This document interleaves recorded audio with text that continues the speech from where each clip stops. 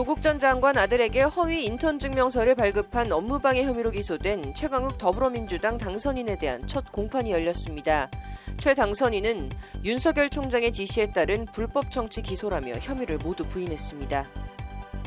7월 1일부터는 음주운전을 하다 사람을 사망하게 한 경우 징역 12년 이상까지 처해질 수 있는 등 위험운전 처벌이 크게 강화됩니다. 참여연대와 민변 등 시민단체들이 경찰개혁을 주제로 토론회를 열었습니다. 경찰에 대한 민주적 통제가 화두에 올랐습니다. 세계 최대 아동 성착취물 사이트를 운영해 징역 1년 6개월을 선고받고 만기 출소를 앞두고 있는 손정우가 미국에 송환돼 다시 처벌받게 됐습니다.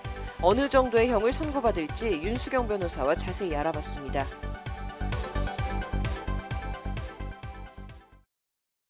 (4월 21일) 법률방송 로투데이 시작하겠습니다. 첫 소식입니다. 조국 전 법무부 장관의 아들에게 허위 인턴 증명서를 발급해 대학원 입시 업무를 방해한 혐의로 재판에 넘겨진 최강욱 열린민주당 국회의원 당선인에 대한 첫 재판이 오늘 열렸습니다. 최 당선인은 일체의 혐의를 부인하며 정치검찰의 불법적인 기소로 법정으로 간다며 검찰 기소를 강하게 성토했습니다. 업무방해죄 성립 여부에 대해선 법조계 의견이 갈리고 있습니다. 장한지 기자가 현장을 취재했습니다. 취재진을 향해 저 때문에 오신 거예요? 라고 물으며 여유로운 표정으로 법원에 들어온 최강욱 당선인은 검찰이 무고한 피고인을 양산했던 행태를 반복하고 있다며 검찰 기소를 비판했습니다. 윤석열 총장의 지시에 따른 정치검찰의 불법적이고 정치적인 기소로 저는 오늘 법정으로 갑니다. 이미 시민들의 심판은 이루어졌다고 생각합니다. 단지 그간 보여왔던 검찰의 여러 직권남용, 그다음에 여러 가지 그간의 언론을 조종하거나 언론과 결탁해서 여러 사람을 괴롭히고 최강욱 당선인은 조국 민정수석 재직 당시 청와대 공직기강 비서관으로 함께 근무했고 그 전부터 인연이 있었습니다. 법무법인 청맥 변호사로 일하던 2017년 10월 조국 전 장관 아들의 인턴 활동 확인서를 허위로 발급해 연세대와 고려대 대학원 입시 업무를 방해했다는 것이 검찰 공소 사실입니다. 최 당선인은 이에 대해 검찰이 수사와 기소로 정치를 하고 있다고 자신에 대한 검찰 기소를 거듭 강하게 성토했습니다.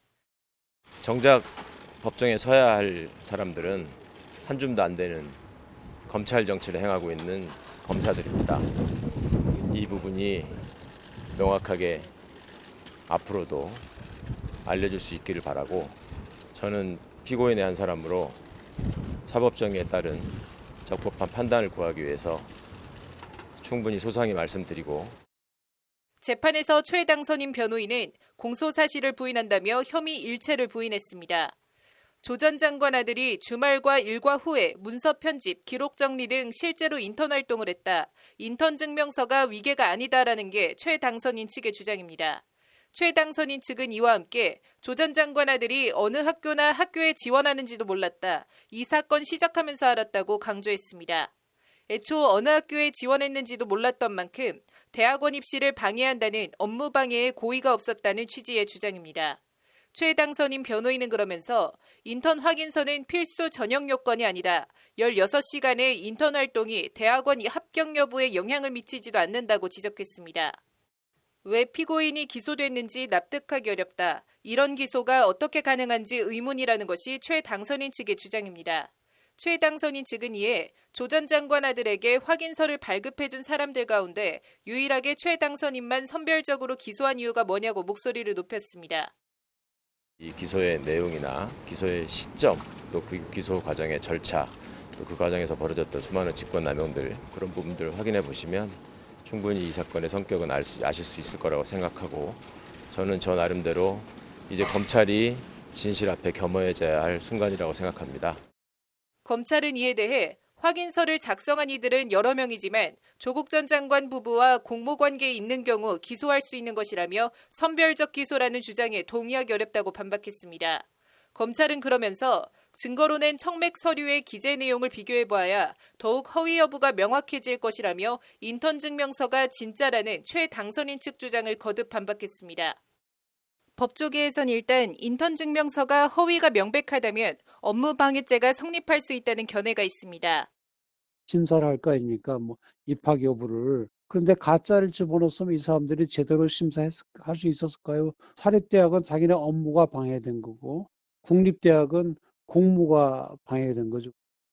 반면 설사 인턴 증명서가 허위라 해도 해당 증명서가 대학원 입시에 별 영향을 미친 게 없다면 업무방해죄가 성립하기 어렵다는 반론도 있습니다. 우리나라는 이런 인턴 증명서라든지 경력 증명서 같은 게 거의 요식화된 경향이 커요. 그리고 이거에 대해서 계량화된 점수를 부여하기가 참 어려운 게 심사를 들어가 보면 기준이 없으니까 거의 무시해요. 양측의 공방을 들은 재판부는 6월 2일 다음 재판을 열어 이날 증거조사를 진행하기로 했습니다. 검찰을 향해 세상이 바뀐 걸 실감하게 해주겠다는 최강욱 당선인과 그런 최 당선인을 업무방해 혐의로 기소해 재판정에 세운 검찰과의 진검승부가 시작됐습니다. 법률방송 장은지입니다. 네, 오늘 오후 참여연대에선 경찰개혁 어떻게 할 것인가를 주제로 하는 토론회가 열렸습니다. 20플러스 심세아 기자 나와 있습니다. 심 기자, 오늘 토론회는 어떤 토론회였나요? 네, 민변과 참여연대 그리고 경실련 그리고 민주주의 법학연구회 등 이 시민사회단체가 연대해서 만든 네. 경찰개혁 네트워크 주최로 현재 이제 국회와 정치권에서 추진 중인 경찰개혁 방안에 대한 건설적인 비판과 대안을 모색해보는 토론회였습니다. 네. 이호영 민주주의 법학연구회 총무위원장이 경찰 권한의 분산 및 축소 방안을 주제로 그리고 박병옥 제주대 행정학과 교수가 경찰에 대한 민주적 통제 장치 마련 방안을 주제로 각각 발제를 맡았는데요. 네. 오민의 민변 변호사가 국회 계류 중인 이 경찰개혁 관련한 법안들에 대한 분석과 평가 발제를 맡았고요. 네. 참여연대 정책자문위원장인 한상희 건국대 로스쿨 교수 사회로 오병도 홍대법대 교수 등이 참석한 가운데 토론회가 이어졌습니다. 네. 먼저 현재 계류 중인 경찰개혁 관련한 법안들에 대한 평가부터 좀 볼까요? 이 경찰 조직이 워낙 방대한 만큼 개혁 네. 법안들도 굉장히 다양하고 내용도 많은데요. 네. 크게 보면 경찰을 국가경찰과 또 광역 단위의 자치경찰로 나누고 국가수사본부를 신설을 해서 수사를 전담하는 내용이 그 골자입니다. 네. 강론에서는 이 경찰청장은 국가수사본부장에 대해 개별적이고 구체적인 수사지휘를 못하게 하고 네. 자치경찰은 경찰청이 아닌 시도지사의 소속이지만 시도지사로부터 독립해서 일선 치안이나 교통 등 주민생활과 밀접한 이런 업무를 맡게 하는 이런 내용들을 담고 있습니다. 네. 이제 해당 발제를 맡은 오민의 민변 변호사는 일단 자치경찰과 관련해서는 자치경찰 사무를 지나치게 한정할 경우에는 네. 이제 국가경찰이 기피하는 업무를 떠맡는 좀 외곽 조직 비슷한 것으로 전락할 수 있다라는 점을 네. 지적을 하면서 어떤 경우든 이 정치적 중립성과 독립성 확보 방안 등의 마련이 필요하다 이렇게 강조를 했습니다. 구체적으로 뭘 어떻게 해야 한다는 건가요? 이 경찰 권력 분산 및 축소 방안 발제를 맡았던 이호영 민주주의 법학연구회 총무위원장은 먼저 이 신설되는 국가수사본부장은 개방직으로 선발을 해야 된다. 그리고 네. 이에 대한 인사권도 경찰청장이 아닌 중립적인 이제 기구인 경찰위원회가 맡아야 된다 이렇게 말을 했는데요. 네. 한번 직접 들어보시겠습니다. 네. 일반 경찰, 수사 경찰을 분리한 것은 긍정적으로 좀 평가할 만하다고 보여집니다. 그런데 그럼에도 불구하고 이 선발권을 인사권을 누가 갖느냐에 대해서는 명확하지 않고요. 그래서 이것을 만약에 경찰청장 내지는 정부에서 갖고 있다고 할 때 과연 이것을 분리한 의도가 제대로 드러나겠느냐. 현재는 경찰청장이 수사국장 등 경찰청에 있는 각 국장과 지방경찰청에 대한 이제 일반적 지휘는 물론이고 특정 사건에 대한 구체적인 지휘도 모두 다 가능한 구조입니다. 그래서 이를 이제 경찰청장과 각 지방청장 그리고 경찰서장은 국가수사본부장이나 지방청 수사본부장 또 일선 경찰서 수사형사과장에 대해서 일반적인 지휘는 하되 구체적인 사건 지휘는 하지 못하게 해서 경찰청장을 정점으로 이렇게 피라미드식으로 되어 있는 이런 수사 구조와 권한을 분산해야 한다라는 것이 이 위원장의 제언입니다. 자치경찰 관련해서는 어떤 말들이 나왔나요? 일단은 정부가 현재 제시하고 있는 자치경찰제에 대한 이호영 박사의 평가는 좀 아주 인색한데요. 네. 현장에서 국가경찰과 자치경찰의 출동 사무가 좀 혼용될 가능성이 높고 네. 책임 떠넘기기 등의 이제 문제가 발생할 소지가 높다라는 게 이제 이호영 총무위원장의 지적입니다. 네. 따라서 광역범죄나 외사 그리고 보안, 테러, 또 사이버 범죄, 부패, 선거 범죄 등 네. 좀 국가경찰이 해야 할 업무와 자치경찰이 해야 할 업무를 명확히 분담해야 된다라는 이제 얘기가 있었고요. 네. 또 자치경찰 고위직 인사를 이제 정치인이 지자체장에 맡길 게 아니라 네. 이제 중립적인 시도별 경찰위원회에서 행사할 수 있도록 해야 된다라는 제언 등도 함께 나왔습니다. 뭐 다른 얘기들은 뭐가 더 나왔나요? 이 검경 수사권 조정에 따라서 네. 검찰도 통제할 수 없고 경찰청장도 이제 국가수사본부를 구체적으로 지휘를 하거나 통제하지 못하게 되면 누가 통제할 수 있을 것이냐라는 이런 원론적인 질문도 좀 나왔습니다. 네. 이제 시도지사의 지휘를 받지 않은 자치경찰도 같은 질문을 좀 해볼 수가 있겠는데요. 네.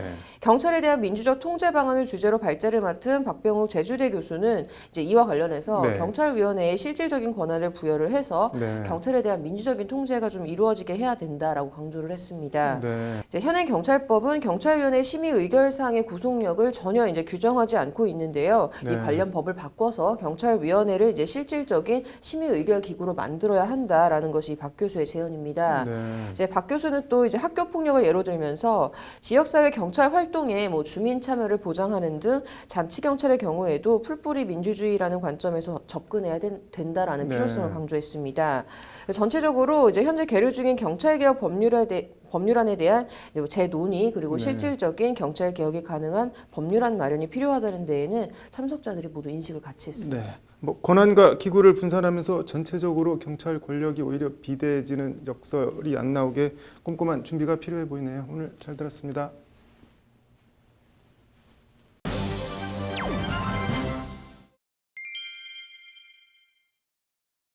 네, 아동 성착취물 얘기 더 해보겠습니다. 윤소영 변호사의 이슈 속 법과 생활입니다. 윤 변호사님, 뭐 세계 최대 아동 성착취물 사이트 운영에 징역 1년 6개월, 24살 손정우라고 하는데 이 사람이 뭐 풀려나면 미국으로 다시 간다고 하는데 손정우라는 사람이 뭐 어떤 사람인가요? 네, 그 손정우 씨는 네. 그 특수한 브라우저를 사용해야지 접속할 수 있는 네. 그 IP 추적이 불가능한 다크웹에서 네. 웰컴 투 비디오라는 세계 최대 규모의 아동 성착취물 유통 사이트를 운영했다고 합니다. 네. 2015년 6월부터 2018년 3월까지 2년 9개월간 운영을 했다고 하는데요. 네. 적발 당시 이용자만 해도 128만 명에 달했는데 네. 이 손 씨는 비트코인을 통해서 4억 원이 넘는 수익을 올린 것으로 또한 알려졌습니다. 네. 손 씨는 최근에 문제가 됐던 텔레그램 엠번방, 네. 박사방 등이 나오기 전부터 청소년은 물론 영유아가 등장하는 성착취물 22만 건을 유통을 했는데요. 네. 청소년 정도가 아니라 대여섯 살부터 심지어는 생후 6개월 된 영아가 나오는 성착취물도 있다고 하니까 뭐 네. 경악을 금할 수가 없는데요. 손 씨는 오늘 27일에 만기 출소할 예정입니다. 네. 이게 미국으로 송환돼서 다시 처벌을 받게 됐다는 얘기는 뭔가요? 네, 그 손 씨에 대한 강제 송환 절차는 네. 지난해 10월에 미국 법무부가 한국 경찰청과 웰컴 투 비디오 국제 공조 수사 결과를 발표하면서 이루어졌는데요. 미국 법무부에서는 손 씨를 네. 아동 음란물 광고와 수입, 배포, 그리고 자금 세탁 등의 9가지 혐의로 기소를 하면서 네. 출소에 맞춰서 범죄인 인도 조약에 따라 미국으로 송환해 줄 것을 요청했습니다. 네. 자국에서도 이 사이트를 통해서 성착취 동영상이 유통된 피해자가 있기 때문에 네. 미국 법에 따라서 손 씨를 처벌하겠다라는 입장입니다. 네. 네, 20일 법무부에 따르면 네. 서울고검이 서울고법에 청구한 손 씨에 대한 범죄인 인도 구속 영장을 손정우가 풀려나면 도망할 염려가 있다면서 네. 법원에서 발부를 했습니다. 네. 이에 따라서 손정우의 신병은 미국 사법당국에 넘겨지게 됐습니다. 네. 이게 뭐 넘겨지면은 그 다음은 어떻게 되는 건가요? 네, 그 원론적으로는 네. 그 이중처벌 금지 네. 원칙 때문에 이미 한국 법원에서 처벌을 받은 그 아동 성착취물의 유포, 판매 등과 같은 혐의는 네. 미국에서 다시 처벌을 받을 수가 없습니다. 네. 대한민국 법원에서 이미 처벌을 받은 범죄와 동일한 범죄로 다른 나라에서 처벌을 또 받는 것은 부당하다라는 취지인데요. 네. 그러나 이제 손 씨의 범죄의 경우에는 네. 사이버상에서 일어났기 때문에 손 씨를 통해서 배포된 영상을 한국인뿐만 아니라 네. 미국인들도 다운을 받았습니다.